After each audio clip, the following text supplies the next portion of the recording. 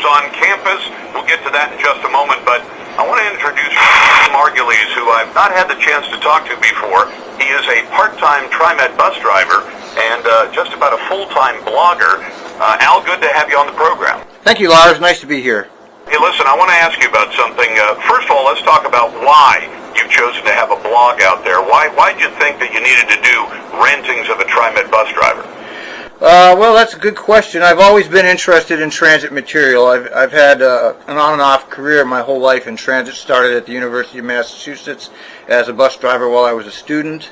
I did it at Santa Rosa Transit for about 4 years in the 80s, and now I've been at TriMet for the last almost 15 years, and I'm just interested in the transit material, and so that's why I got started in it, really. It's just an interest in it. Tell me about this. I don't want to ask you how you got a hold of that video from the TriMet security cameras that shows that multi-million-dollar MAX train crashing into a barrier, but that's pretty important to get out in front of the public. I agree. When I saw it, I thought this is something the public should see, and then when I noticed it was about 3 weeks old and thought TriMet managed to keep this thing under wraps for 3 weeks. Yeah, apparently they did. Now, I didn't really know anything about how they did that. I don't know anything about the internal workings of TriMet or TriMet security, and this particular video was sent to me in an email, and I get hundreds of emails as an active blogger.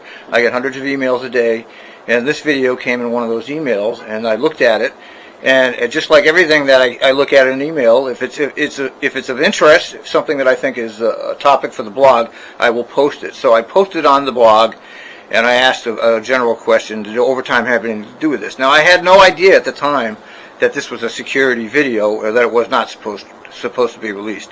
I assumed, of course, that this video was already released and now was circulating on the internet because it came through in a regular old email that I get. You know, it was not an unusual email. How did TriMet retaliate against you? Well, I'm on administrative leave right now, and I'm not sure exactly what they have in mind for me, and I guess I'll find out today. I'm supposed to talk to them this afternoon around 5. But they say exactly was your offense that caused them to put you on administrative leave. Well, so far they haven't defined it for me. I was just told that I'm on administrative leave while they investigate this incident.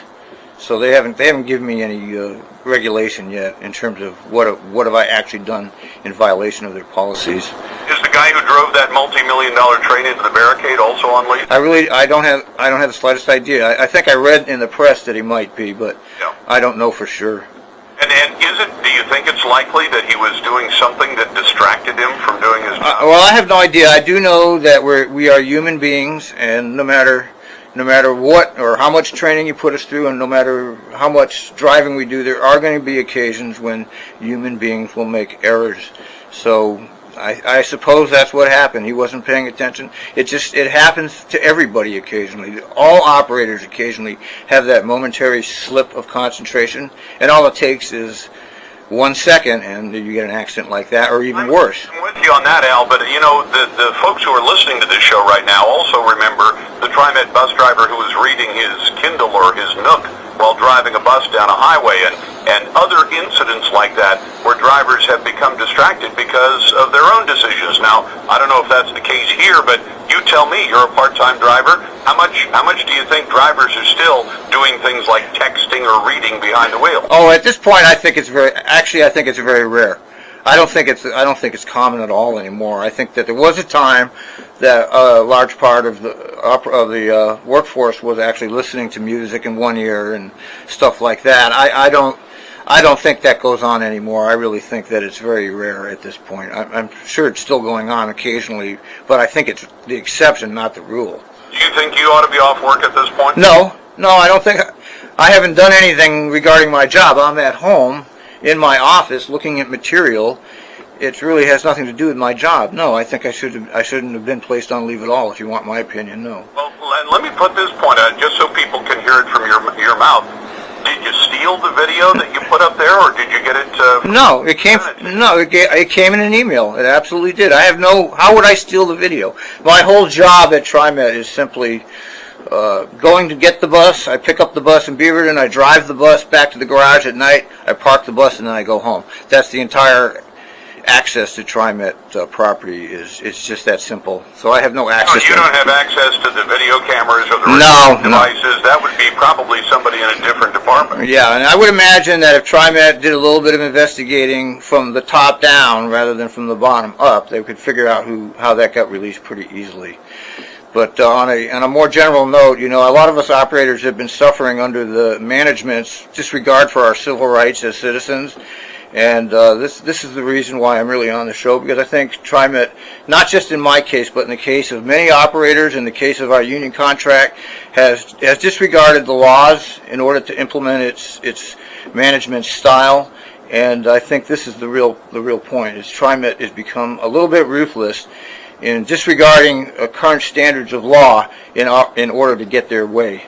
Well, from my perspective, just so you can hear it, I think this is important for the public to see. When you have probably one of the single most expensive vehicles that's owned by a public agency in the area. I mean, the most expensive trucks and equipment owned even by the state of Oregon don't usually come close. Maybe a fire rig would come the closest to being worth $3 or $4 million, which I understand is the cost of a MAX train. When one of those things is rammed into a barrier, if there's a logical answer, like the brakes failed, that's fine.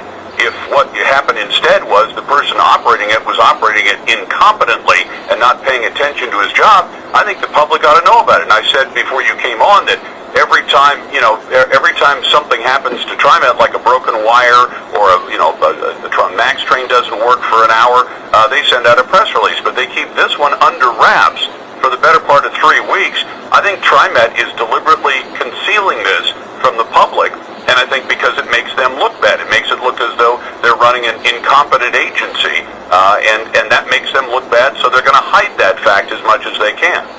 I wouldn't disagree. I mean, I've been watching TriMet management for quite a few years now, and they have a very strong tendency to distort facts and figures and events in order to present a certain image, and the image really is how great we are as a city, and look at our wonderful light rail and our streetcars.